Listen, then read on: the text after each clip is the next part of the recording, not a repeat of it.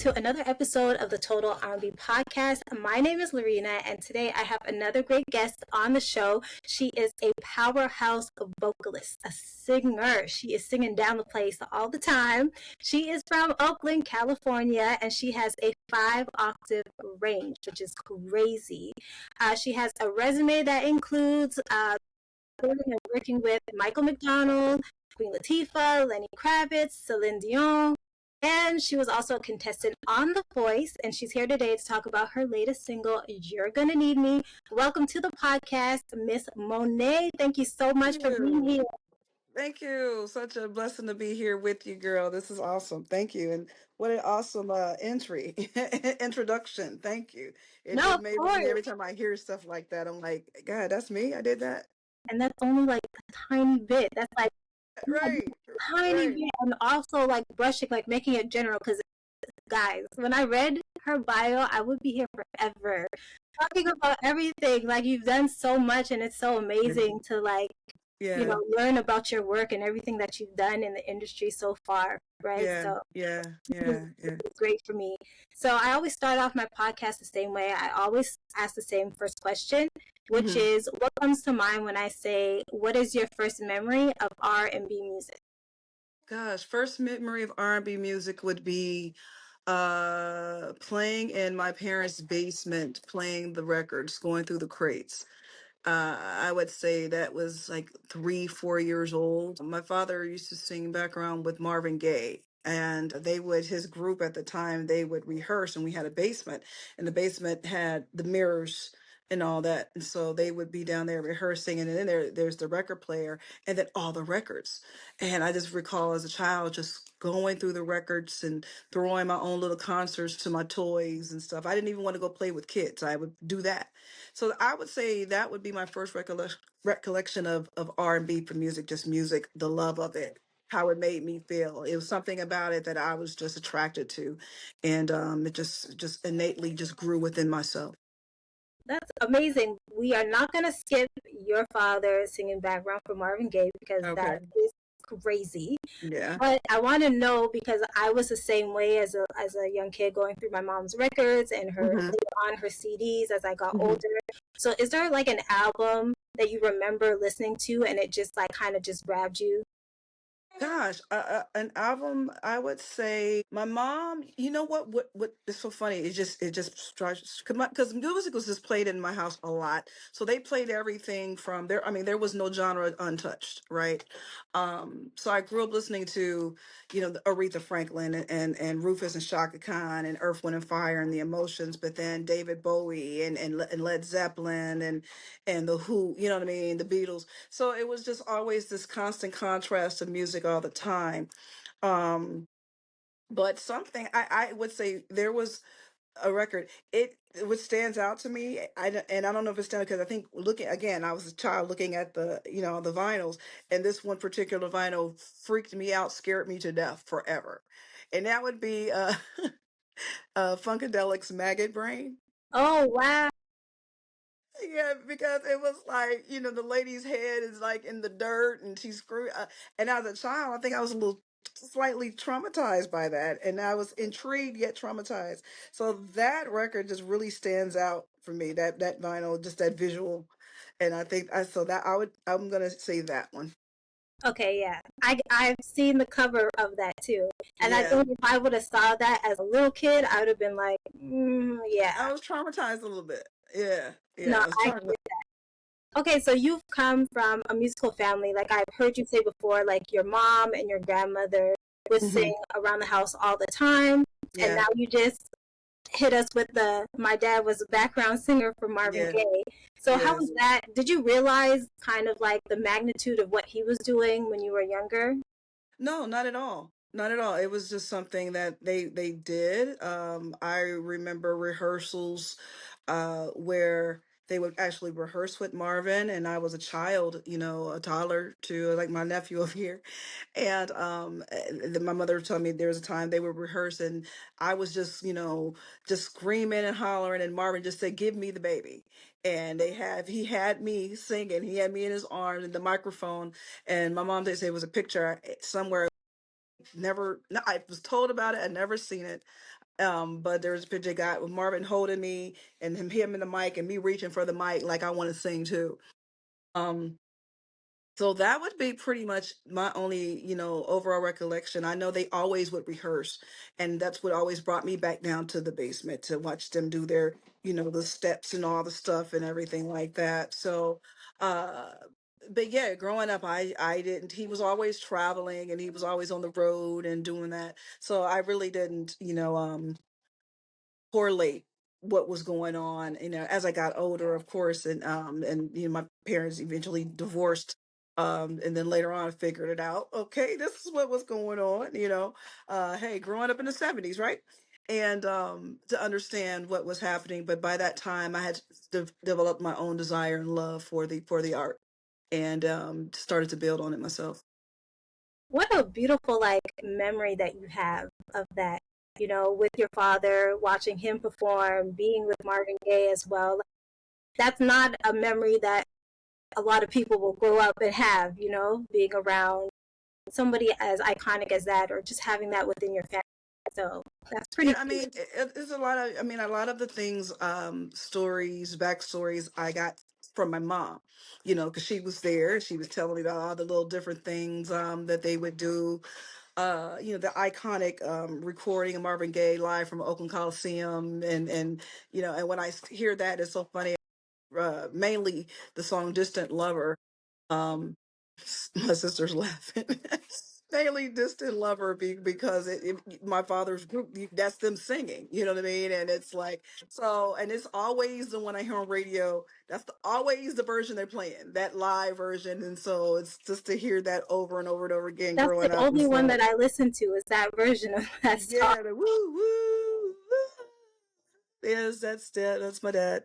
Yeah. So, but just to hear just the various stories, even of that night, my mom was there, and all the different things, and what Marvin Gaye was like, and just that whole, vibe. She would give me little stories and stuff as I got older, and then tell me, and just kind of, I could see her kind of reminiscing on, there was a good time, what I mean, for them, musically too. What a time to be alive, to be in the presence of a greatness of a Marvin Gaye, and it just his brilliance, so just to hear that and kind of vicariously live through her, getting those stories has always been really, really cool. Okay, well, we know that, you were grabbing the mic as a little one, but when Yeah. did you officially decide that you wanted to be in the music industry as a singer? Gosh, I think the bug hit me. Like I said, it hit me, young. When I turned 7 years old, I won my very first talent show, citywide talent show. That's also the year at 7 years old was when my cousin Barbara Jean Davis, had me sing my very first solo in church. And I think after singing the solo in church and then doing the winning the citywide, the 7-year old kid won the citywide, talent show, singing Tina Marie, singing a Tina Marie song. I think at that moment I just knew that I wanted to sing, and it was just something, and it didn't matter. So when I was in school choirs, I'm in the little plays and all the stuff, and I just was always in the arts. So it was I'm singing, I'm dancing, I'm doing something. It was just always innately in me. So as I got older and started to develop into my craft, I just knew, like, yeah, this is what I'm probably going to do. But being in Oakland, and at this time, my mother and I had moved from Oakland and moved to a city called Pittsburgh, which is about 45 minutes east of Oakland, where my grandmother was. Because now my mother is, a divorced woman with two children. And she needed the support of her mom and her grandmother. Praise God for them, who raised my sister and I. And so, which was, it's more a community town esque kind of city growing up in, but you have the support of just community and family. Growing up in this city, you really didn't have like I said, it was more community. So you didn't have city like a San Francisco, like a New York. So you didn't have the know how to do this and everything like that. So I had to go seek and search in other places. But it just was like, okay, I knew I was going to do this. I knew I was going to do this. And then, so I would start to venture out and hear about different, showcases in the cities and everything. then people start, other like little producers I would work with, knew about this child prodigy that was 12, 13 years old, sounding like somebody's mama, singing with this big voice. So I would get with different producers around the Bay Area. I started singing in the clubs when I was 14. I wasn't supposed to be in there, but they were like, "Can you sing?" And then you go from here, and they put me in the office because alcohol's being served. That I can't be in there, right? But I can be, as long as I'm singing and working. And then I had my chaperone at the time. It was my uncle Dwayne. He would go with me everywhere, and he was there, and then make sure I'd sing. And when I come up stage, 14 years old, back to the office I go. You had to stay there. So it was just, I just knew this is what I was going to do. And my mother would tell you, she said, I knew from day one you were going to be a singer. And it just developed and grew and grew and grew. And then once I became 17 and everything, and then the opportunity came for me to professionally go out on the road, I took advantage of the opportunity and was picked, and I went on the road with Huey Lewis and the News. And that was my very first tour, and I graduated from high school because that was the only thing my mother asked me. She said, "Graduate from high school first, please, and then do what you want to do." Because she knew you're gonna go do it, Yeah. but just give mama this. Of course, mom. I'm going to graduate. And then we graduated, got that diploma, walked across the stage, and then a month later, I was in Europe. Amazing. And I always say too, like, I know you moved out of Oakland, but for some reason, I just feel like there's just something in the water when it comes to Oakland. A lot Yeah. of my favorite like bands and voices come out of Hmm. there. I don't know what goes on over there, but Yeah. the most amazing artists come out of there. I don't Yeah. Such a blessing and such an honor to be, as I always say, a product of the Bay Area sound, the Bay Area, particularly Oakland. You're absolutely correct. I mean, so much richness has come from this city. And it's something special when Prince continued to just pull his artists, his musicians, all from the Bay Area. All from particularly Oakland. You know what I mean? So it was just, and Pittsburgh, region, talking about the city, the other city. I mean, Sheila E., her father, Escovedo, they came from Pittsburgh. Pittsburgh, where I ended up, you know what I mean? So just to be a product of the Bay Area, and to see it just grow, to come from the richness of Sly Stone and the Hawkins, and as far as the gospel. I mean, and we're talking about just all the no, again, no genre unturned, right? But you can go there, but then we can go into like a Joan Baez and a Carlos Santana, you know what I mean, and Metallica, and I mean I can keep going on and on and on, and Green Day, the Tonys. I mean, it's just a richness of just music that just has come from this place, and it's funny. Within all the genres, they're still their own genre, but it's still something similar when it comes to each of these artists, to say, yeah, that's Bay Area, that's Bay Area, that's Oakland, that's the Bay. No, it is. And it's so crazy because you were naming the artists in the different genres. So I listen to everything, but Hmm. always when I like, for instance, Green Day. When I was Hmm. younger, I loved Green Day, and Hmm. to find out where they're from, and then seeing how other like bands and stuff that I like if it's Yeah, on Vogue or the Tony, yeah, to see yeah, that they all come from the same place, I was like, what is going on? yeah, yeah. I mean, my sister was saying, like, my nephew's trying to tell me what's the group? Train? Okay, yeah, Train. He said Train.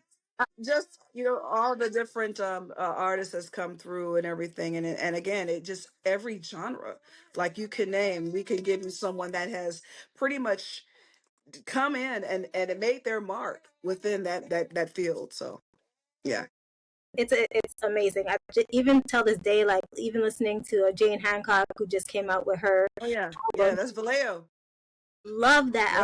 album. Uh-huh. And to find out she's also from the Bay, and Adrian Yeah. Marcel, who I love, and I was like, Adrian. Yeah. it does not stop.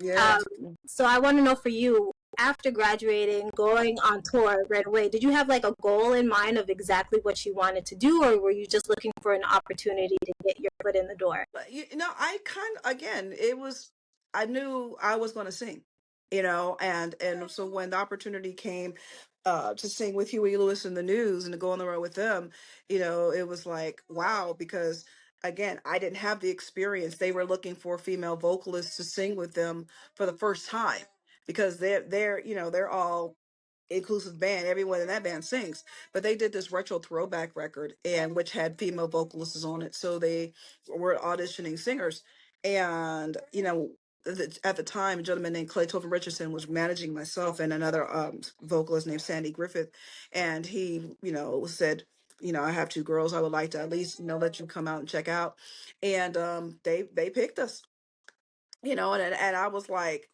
wow, I have no experience. I don't know what happens next. You know what I mean? So it was just a mind blowing thing. And then, to do that, and now I'm on the road and I'm touring. But as soon as I was done, I came back home and I looked for a job, because I didn't know. I had no clue of, again, the next tour or the next artist or the next whatever. I'm still very naive when it came to that. So it was a learning process for me. And when I realized over, a course of a few years thereafter, how the process works and everything.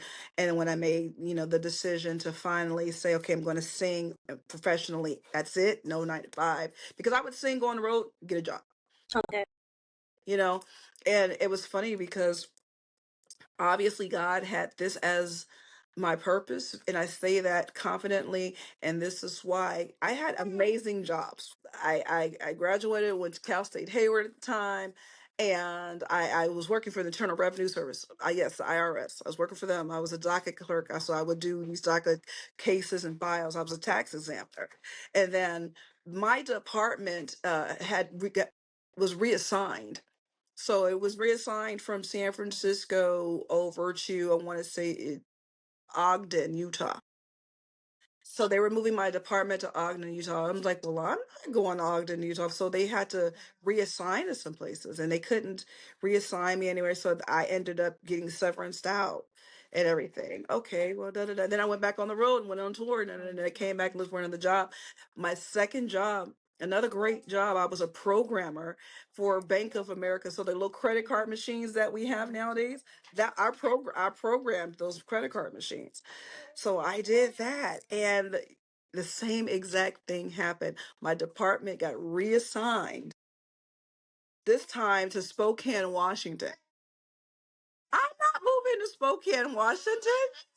And so again, they tried to put us in other places and they couldn't reassign us and everything. And then I want to say there was a hiring freeze at one point. So it wasn't that they couldn't reassign us, they couldn't place us because you have to match whatever my criteria is. And he's so excited. He's They loving had to the story. mention he's loving the story too, and they couldn't reassign me, and they too had to severance me out. And I remember this was May of 1998, and I remember saying, "All right, God, that's two. If it's not for me to work a 9 to 5 and just sing, then then I'm leaving it up to you. Show me and give me something to let me know that." And when I tell you, within 2 weeks of just me having that prayer and that conversation with God, a very good friend of mine named Spanky Alford, God rest his soul, he's no longer with us, but Spanky Alford called me and he says, "Mo, I'm here in LA right now and we're finishing up Eric Benet's record, and he's looking for vocalists. I told them about you. They want to fly you down to hear you. Are you down?" And I said, well, yeah, why not? They flew me down to sing for Eric Benet and for his band. And I thought I was just, again, coming and going. I just thought, okay, I'm going to go sing and everything. And then, all right, thank you. This was great. And I'm getting on the plane and going back home. And the MD was like, no, can you stay another day? I have another singer I want to match you up with. And I was like, huh? And they said, we want to match you. We want someone to match with you. I said, what does it mean? It says he wants you. I was like, oh my God. So I stayed the night there, and then they got the other singer, and the other singer ended up being one of my very best friends to this day, Skylar Jordan. And I ended up singing with Eric Benet. And at that moment, I said, God, you just showed me. And I haven't worked a 9 to 5 since the May of 1998. Because when you were telling that story, I was like, this is God sending messages. For it to happen the same way twice, he was like, you didn't hear me the first time, so I'm going to make it clear. Right. Exactly. And and it wasn't like, a lot of people go and I didn't get fired. So I Mhm. didn't lose, I didn't lose my pensions, or I didn't lose my credits. I didn't lose any of my stuff. I didn't lose anything. They had to pay me. They had to pay me to say okay. And paid me very well. They had to give me a nice severance package that still covered me, my health and all this stuff. And for that to happen twice, I was like, okay, something. Okay, this is not for me to do. And then, like I said, within 2 weeks, Spanky calls me and says, "Told Eric Benet about you. They want to hear you." Da da da. And I came down, and I haven't looked back since. That is an amazing story. Yeah, I thank love you. that story. I Yeah. love when things turn out that way because I know it could be scary too going through something like that, right? Yeah, because again, I was like, do I go look for another job? And I remember just saying, okay, I said, this has happened to me twice, trying to be in the corporate world and the whole bit. And then I'm like, and I've just had two amazing positions. I mean, over the course of this prior to it, I'm like, well, what do you do?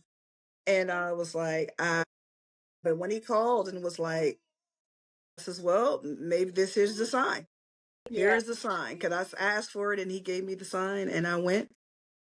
And then there is that, and then there's Eric Benet, and then after the Eric and everything, came everybody else started coming down the pipeline. You know what I mean? Even and that's not even the ones I was still seeing what prior to Eric Benet.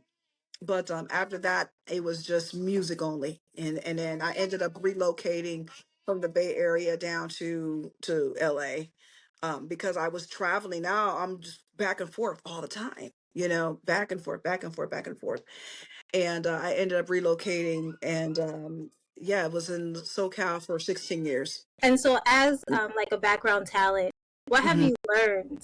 Like, what are some of the biggest lessons you learned? Because I feel like you're in the background, so not a lot of people shed light on the people in the background, like the music directors, the band, the background singers. But what's something that you've learned doing that? Um, you know what? I would say, for me, I would say just going through that process. It's just um, trust the process, and be confident within your craft, but still remain humble. Don't go into a scenario or situation feeling and thinking that you know everything, even if you do.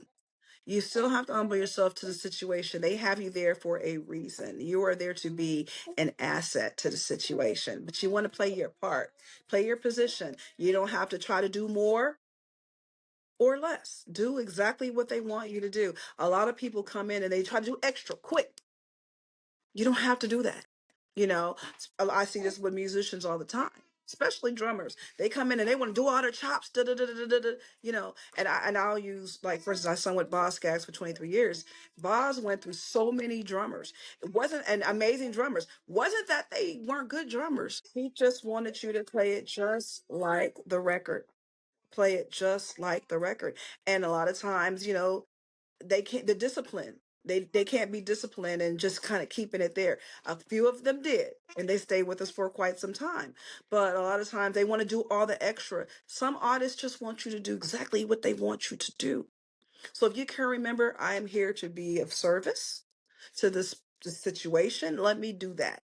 Now if they want more from me, I'll let them tell me to give them more. But I'm not just going to freely just they don't need that. They don't need that. So trust the processes, but understand, humble yourself to the scenario, situation, and everything. That was to me, one of the biggest lessons, because I can see it happening around me. So I knew, okay, play your part, Mo. Do what you're supposed to do, and that's it. If they want more from you, they'll let you know. If they want less from you, they'll let you know. And not to take it personal. That's the other thing. You can't take it personal. It's business. You know what I mean? So don't get your feelings all in it. Don't get your, oh, well, that's not what it's about. That's not what it's about. No, of course, those are great lessons to learn too, Hmm. for anybody that's joining in on a team, right? So Hmm. I love that, and I want to get into your single that Hmm. you have out right now. Yes. You're Gonna Need Me, which is a remake of Dionne Warwick's 1973 hit. Yeah, You did with BJ Kemp. yeah. So let us know your decision to remake this classic song and working with BJ. Gosh, so BJ and I have collaborated on my last two singles, and then of course this makes number three. BJ is a dear friend of mine, and we've worked together side by side with Raphael Sadiq and everything, and singing with Raphael.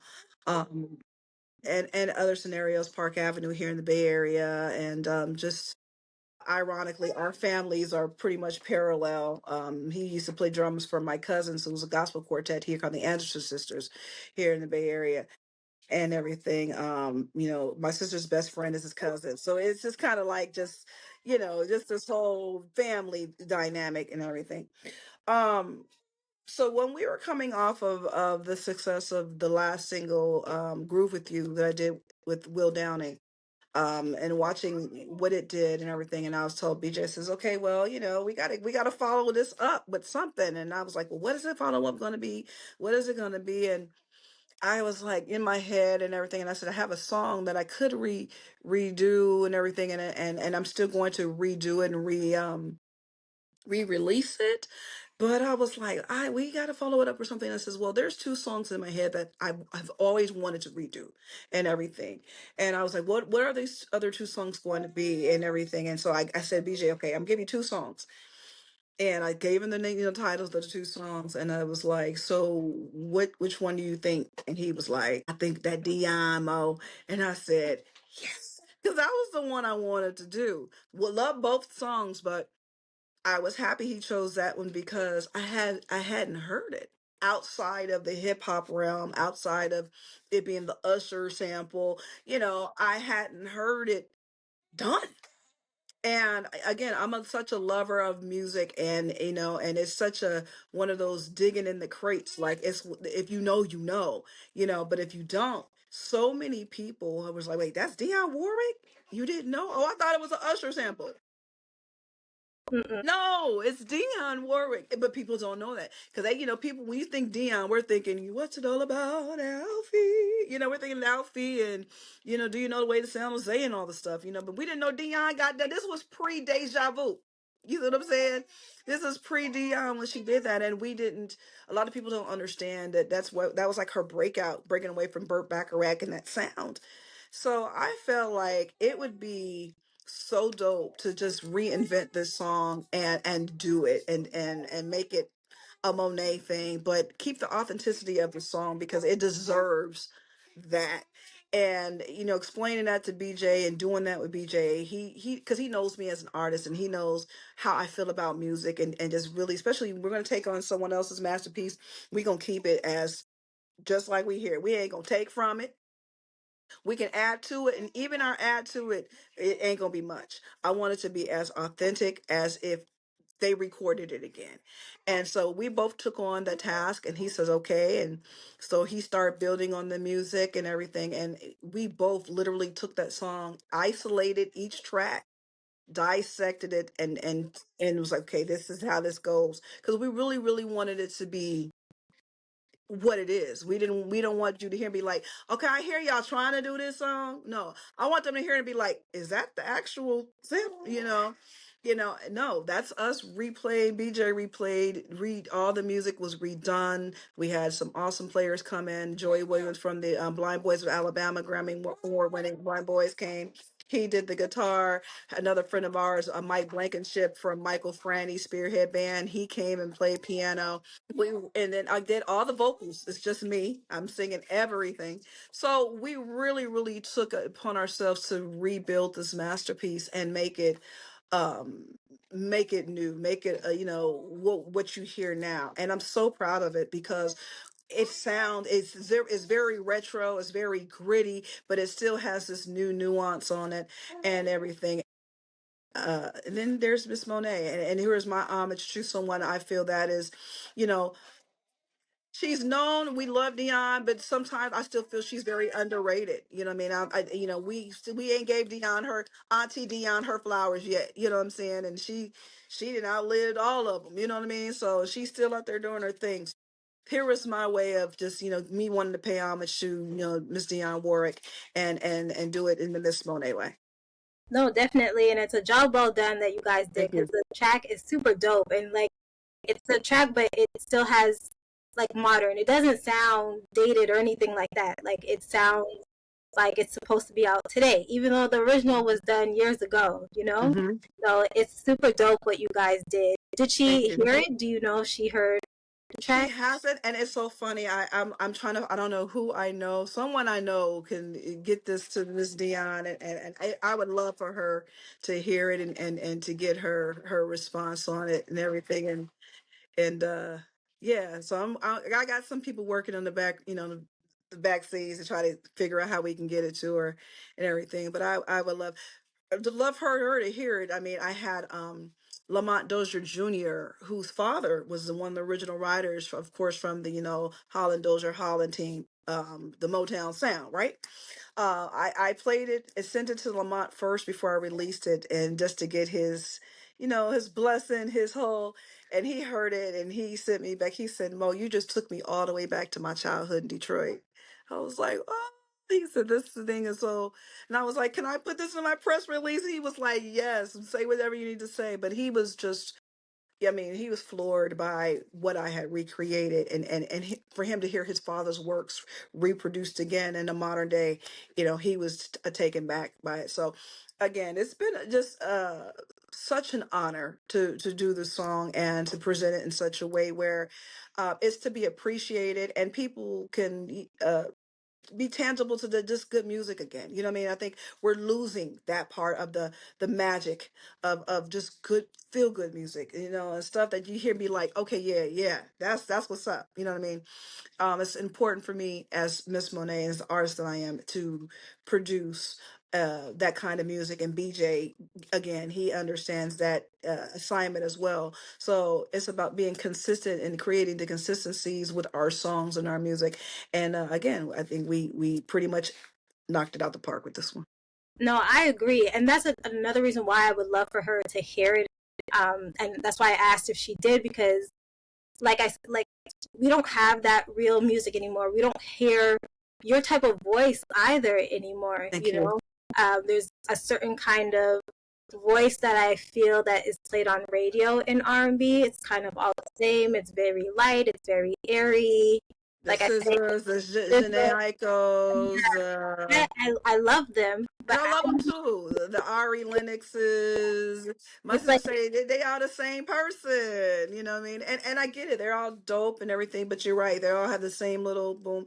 And there's so many of us out here that still, holding the banner up high. You know what I mean? Shout out to my sister, my girl Lettucey out there still doing her thing. She's killing Europe right now. She's on tour. She and I went to college together, and we've had this discussion a lot. My girl Cy Smith is another one who's independently has been just doing her thing for years. And she and I was just at the Capitol Jazz last month, and we were talking, and she says, "Mo, just the mere fact that we're still here doing this, we're still relevant." And again, so many artists that are just doing this and being true to the artistic value of who we are as artists, but we don't get these opportunities to be on the mainstream radios. I was just saying is this single is this week Monday it got thinking is number one for the third week on the UK soul charts. That's awesome. I'm celebrating all the wins, but at the same time I'm like, but how can I not get it number one here where I'm from? How can I not get it on the radio stations where I live in the country that I live in? Why is it such a headache for it to be accepted and for them to play, artists like myself? Because I'm independent. I don't have the machine behind me that, da da da da da. And it's like, yeah, but you have to keep pushing it. You have to keep, because there's a lane for you. There's an audience for you and that believes in you. And we just have to just stay on our pathways. Yeah, no, I definitely agree. It's something that I always question also, when I'm talking to different people that are into music like I am. Like I would like to see a diversity of voices and ranges on the radio. I think Hmm. that would be great. I mean, Hmm. no shade to anybody else. I love it, but I would like to see, a mixture. I would like to hear your music on the radio. I would Yeah. like to hear more Jasmine Sullivan on the radio or Yeah. Aside Smith. Like, just, mix it up a little bit. So I Mm-hmm. definitely agree. But Mm-hmm. then, too, maybe you do have to go where you're celebrated. If that's in the UK, if that's where, the people who are going to appreciate your voice and your music, then Yeah. Yeah. that would be where it is. But Yeah. hopefully Absolutely. something changes, too, where the US will, turn it You around. know, again, thank God for people like yourselves who, said, okay, hey, this is what we want to hear. These are artists that we want to hear. We want to hear from. We want to play their music, and we have the podcast and we have the interviews and we have the internet radios and we have the, people that's pushing, the independent artists to, more and more people. I just had, an email from someone over in the UK about, algorithms and all this stuff, because this is what we're living in now.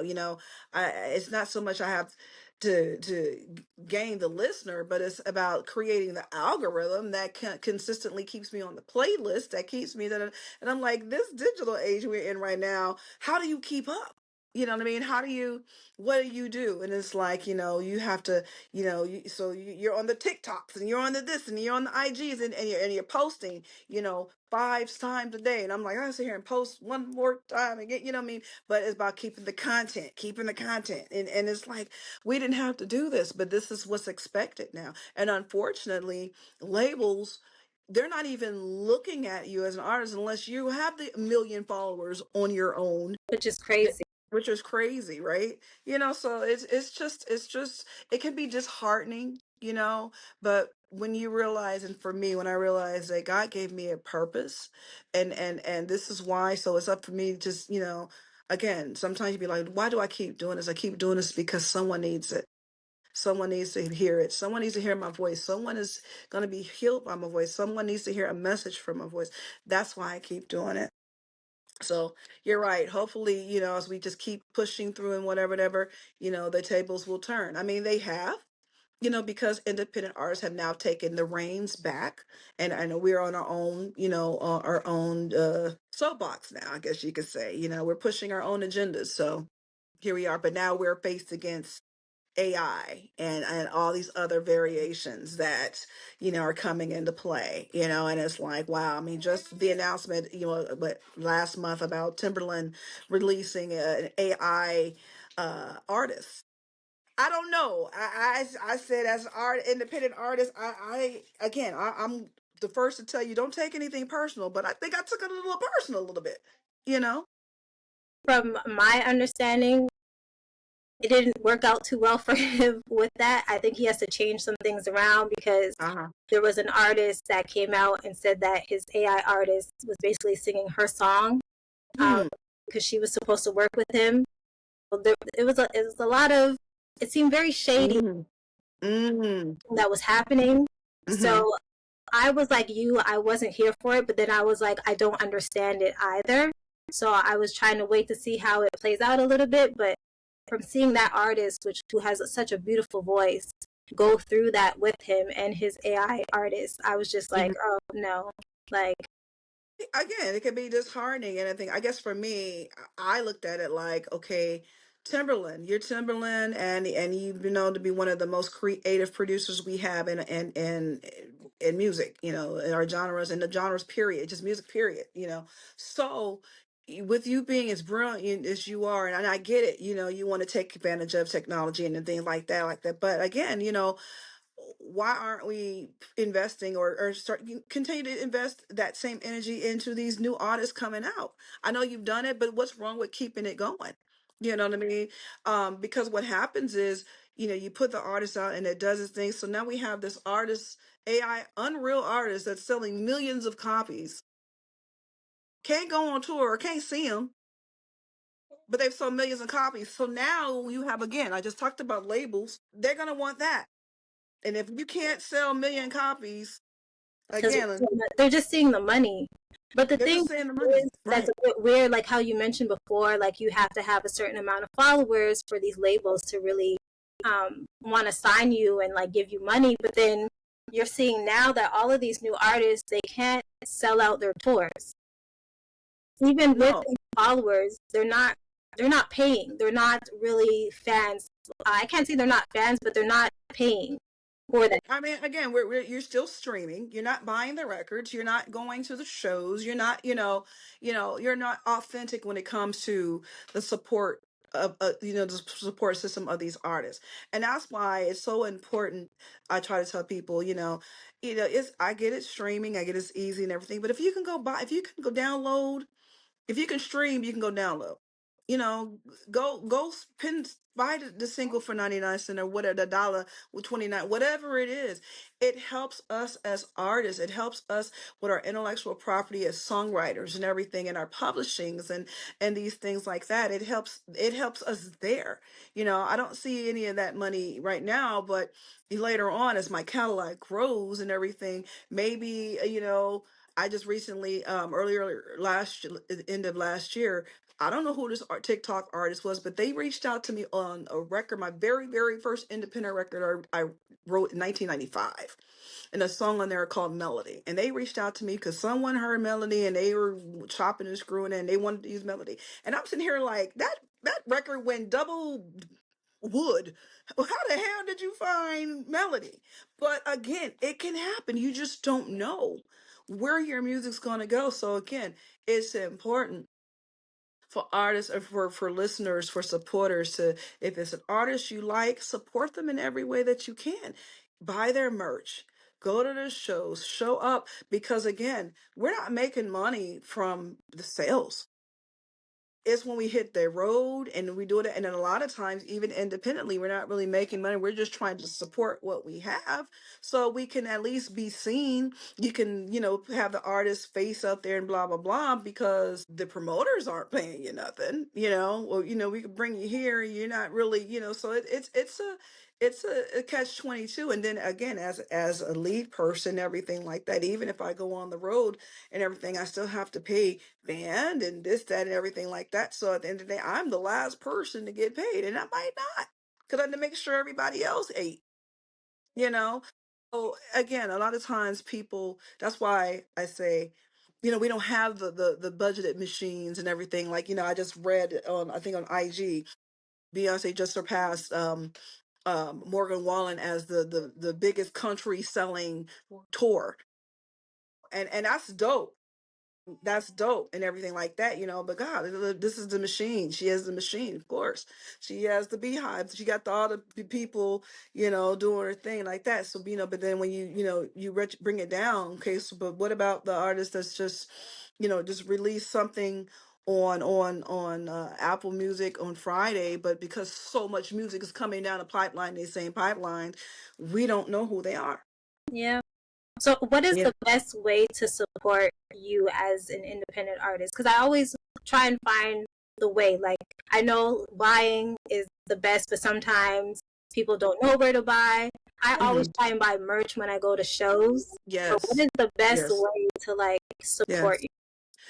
You just hit it on the nose. I mean, go to their website, see what's on their direct website and buy from their website. That's directly to the artist.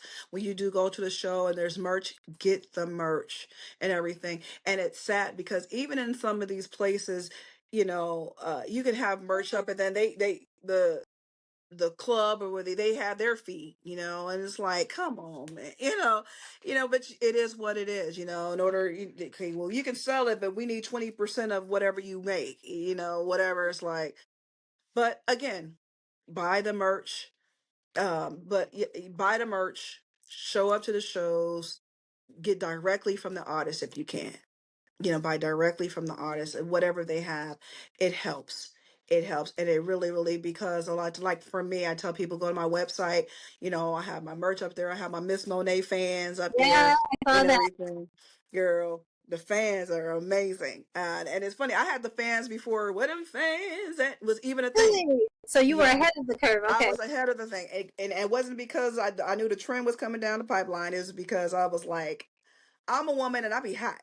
what do women want when they're hot all the time? And I'm seeing all these, everybody have their little personal fans, and I was like, that's what it is, you know. And I'm a principal artist on a smooth jazz cruise, and everyone was well needed a fan, and I was like, women, we love fans, you know. And if it's a beautiful fan, we'll rock it. So I was like, I'm gonna make fans. I'm gonna have fans done, and they have just been just amazing. So, but yeah, buy the merch directly from the artist. Always go to their website first and see what they have.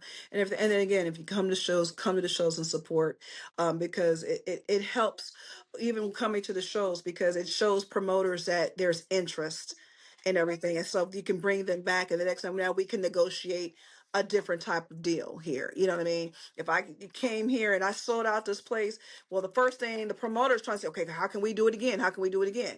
You know what I mean? Well, okay, we can definitely do it again, but we're gonna renegotiate some numbers now.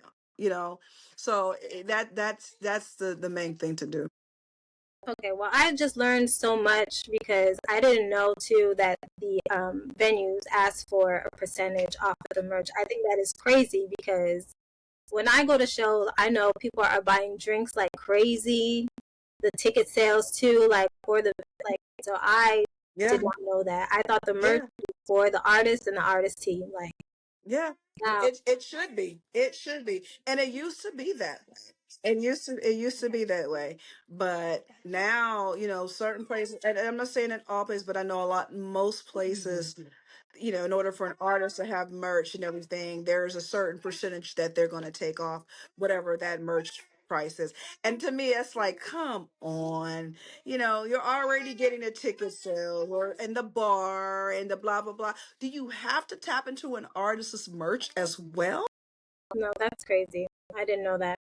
You know, so yeah, Okay, well, now we know, but we know the best way that we can support our independent artists. So directly. definitely, yeah. So I'm Mhm. gonna keep doing what I'm doing, but also to maybe look more so on the website too. The artists have Yes, a website to purchase yes, directly from. yes. So that's good to know.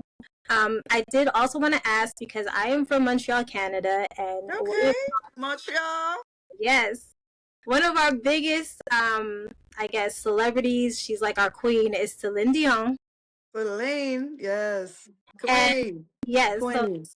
that is our queen here. She cannot do wrong here No, in no, she can't Montreal. do wrong here either. So I know that. But you were on My Heart Will Go On. Yes, I thought yes, super cool. So how was that experience to be on that record that won a Grammy too? yes. We got Song of the Year that year. My first Grammy certification nod, which was amazing. It's crazy because I remember going into the studio with Walter Afanasieff, who was the producer, and I did a lot of recordings with Walter. Ciao, Walt.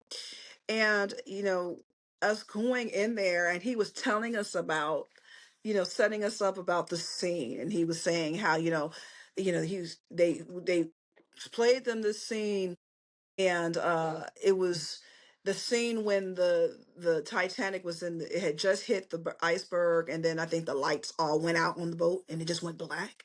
It was that scene, and he said, and everybody was like, it took everybody's breath away, and he was explaining this to us, and I was like, okay, what? He was like, yeah, so this is about the Titanic, and we're like, oh, okay, and everything. He said, so but now we're gonna, record this love song. I'm like, a love song about the Titanic? This don't None of this works, none of this makes sense, right?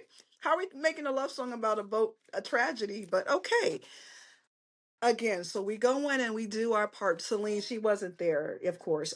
We had just did went in the studio and tracked. Track was done, did our vocals for and everything like that. And she had did a demo version of it, so we were able to sing to the demo version of it. And then they after we did our part, they sent her our stuff back to her and everything, and then she did what you now hear like that. And it was just crazy, not again going in that day, had no clue that it would be this song, because I we know we're doing a love song about a tragedy, a boat. This is wild, you know. Um, but it was an amazing session. We knocked it out. Um, and to just be a part of history now, be a part of just an iconic historic song. And it's crazy because as I was watching it just manifest into this in my heart and all that, I was like, "Oh, this song has really turned into a thing." Like, who knew? We didn't. We had no clue. We just thought it was crazy. We were doing a love song about a boat tragedy. We didn't know. But looking back on it now, wow, wow, what a time to have been um experienced in that at that moment. And again, from the time Walter told us about the scene to the time we went in there and sung the song, we were doing made up the parts and doing all the things, to the time I'm watching the Grammys and the song of the year goes to, and I was like, whoa. And then the next day they're calling me and were like, congratulations. I'm like, what? Wow. So yeah, what an amazing time. And then fast forward, Celine, I live in Las Vegas now, and then she was doing her residency here. And the week of her last performances, I got to go, Walter hooked me up and got me hooked up to go see the show in the meter. And wow, what a moment. And the moment that really took me was when she did perform the song, but they used our vocal tracks, and I can hear my voice, and I was like, "That's my voice." I can hear my. They used this is crazy. So it was just a beautiful moment.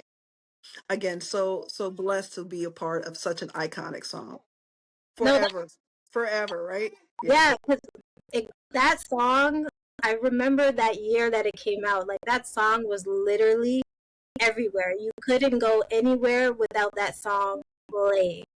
And so for Nowhere. him to present it to you all like that is crazy. Yeah, because they were still filming, I think, some of the scenes.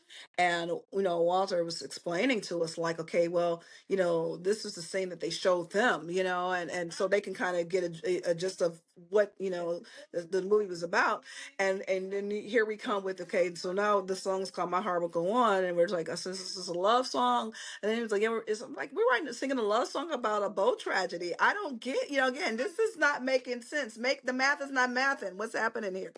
You know, but he helped us to kind of understand, what they wanted, the feeling they wanted to portray and everything. And I was like, I don't know if I'm supposed to be sad or not. I don't know how to feel. But he explained it to us, and we went in there and we sung it. And again, who knew? We sure did not. No, definitely. If somebody presented it to me like that too, I'd have been like, I don't know what's going on in whoever's mind, but this is crazy. I But was like, James Cameron, you're crazy. But okay. Okay. yeah. Yeah. But Yeah. seeing the movie now and knowing the two main characters, their love story, Yeah. Now it makes sense. It all there's makes more sense. than just the boat going down. Exactly. Exactly. I love that. Thank you so much for sharing that. You're so welcome. What do we have to look forward to? I know we have the single that's out now, but Uh-huh. what else do we have to look forward to this year for Miss Monet? Gosh, what I'd like to do is, I put in three back-to-back singles in the last year and a half, and have other music out. But I would like to I would love to perform now. I would love to get out there and bring Miss Monet, the experience of who I am as an artist, to a a live forefront. It's one thing when you hear it, but the best, I tell people, the best way to experience me is experience me live. So I would love to just bring the live experience to stages across everywhere, so they can kind of understand, oh, this is the voice, this her. Okay, and make them both match up, because it's time. They've seen me behind many artists, but now they need to see me as the artist, and me coming from the back up to the front, and doing what I do. So that's what I'm pushing for the remainder of the year and the next coming year, to just do more of that, to focus in on more of that. So promoters everywhere, holler at me. Please reach out to me, because I would love to come and perform and just give you the Miss Monet experience. It's something to be seen, and I'm not saying it because it's me. I'm just saying it because I know the magic of what my live performances do, and people leave like, okay, wow, I wasn't expecting that. I didn't. Wow, because that's what I give from my heart, and it's it's as authentic and and you leave feeling finally someone gave me something. It's tangible, and I like people to leave feeling like I needed that, so that's the desire of my heart to again bring the Miss Monet live experience out to a city near you. Well, I feel like you got a direct line up there to God. So I'm pretty sure the shows are going to start flowing. In 2 weeks, I you're hope going to get so. some phone calls and things Yes. are going to just start rolling. Exactly, exactly. I believe that again, like I said, just seeing the success and the people are like, okay, seeing what the single is doing, and again, like I said, from Celebrate coming off of The Voice, doing Celebrate to Groove with You with Will Downing, and it seeing what it did and everything, and now here we are with You Gonna Need Me. BJ and I have to say, let's just be consistent with this music because that's what it's about. People are like, okay, she gets it. She gets it. She understands it. She gets it. So that's where my head's at and everything. And taking care of my little nephew over here. Yeah, no, I was going to ask, is he going to be on the track? You know what? I'll eventually get him one because he has a really high. I have 5 octaves. I think he has 6. Okay, well, Uh, I'm sure he's going to be on a track Yeah, and sometime. he's very musically inclined. His dad was playing. They were playing the piano earlier today, so and he's just clank clank clank. But he's very intuitive when it comes to music. He has his favorite songs. We were laughing about that earlier because we were like, "Why do you like '70s funk songs?" We don't know, but he has 2 favorite ones, and as soon as you sing them to him, he's like, "Yeah!" I mean, like Yeah, excited, and we don't know this is no music that his parents played. It's just something he hears and he gets excited about. So yeah, I think he's gonna be a he little has prodigy. good Yeah, taste. he's gonna have a little thing about him. Love that. Well, thank you so much. Before I let you go, tell everybody where we can follow you. We know there's a Yes, website, yes, missmonet.com, but where else yes. can we follow you? Yes, well, MissMonet.com. I always say start there first. You can follow me on Instagram at the Miss Monet. That's TheeMsMonet. The Miss Monet. You can follow me on Facebook as Miss Monet and on the TikTok TikTok as the Miss Monet. And on X or Twitter as Miss Monet. So on all the platforms, my YouTube channel, you can find me Miss Monet 51, uh, in my YouTube channel. And yeah, that's the main thing. Like I said, start at missmonet.com now, and you can filter it down from there. Amazing. Thank you so much for coming on the Total Thank R&B you. podcast today. I learned so much. There's even some things I didn't even cover. We didn't even talk about The Voice. I have to definitely do this again. But thank you for Yes, sharing your story and all the amazing gems that you dropped during this I interview. appreciate that. Thank you. And thank you for dealing with my little nephew in the back. I appreciate that because, again, I'm in his house and he says thank you as well. And, Well, but no, I anytime appreciate he's you. also welcome to an interview. I know he runs things, so Yes, he's he ready. does. He does. That's AMAC. AMAC does it, honey. But again, thank you for having a platform for artists as myself to come on and just tell our stories directly from us because it's important that people hear and get to see, again, what we have to say and that it's coming from a real place. So I appreciate you for doing this. Of course, anything that I could do to help, I'm always here. Thank you. Especially when it comes to R&B music. If I could push Thank you. people forward in any ways, just let me know.